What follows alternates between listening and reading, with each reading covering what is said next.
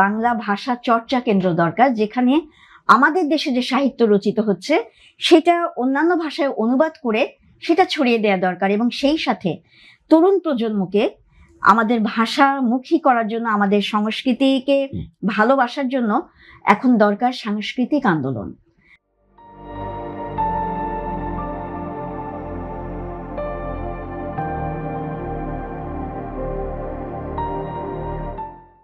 ভাষা আন্দোলন ভাষা আন্দোলন কিন্তু আসলে 52তেই শেষ হয়ে যায়নি।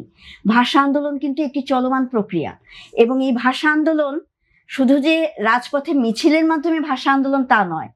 বাংলা ভাষা চর্চা, আমাদের বাংলা সংস্কৃতি, এই ভূখণ্ডের বাংলাদেশের যে সংস্কৃতি, সেই সংস্কৃতি চর্চার জন্য আন্দোলন একেবারে তৃণমূল পর্যায়ে যদি ছড়িয়ে যায়, তাহলে আমাদের দেশের যে শান্তিকামী সংস্কৃতি সেটা কিন্তু তরুণদের যেমন প্রভাবিত করবে, তরুণরা যেমন সেটাতে অনুপ্রাণিত হবে, তেমনি বিশ্বেও কিন্তু আমরা একটা উদাহরণ রাখতে পারি।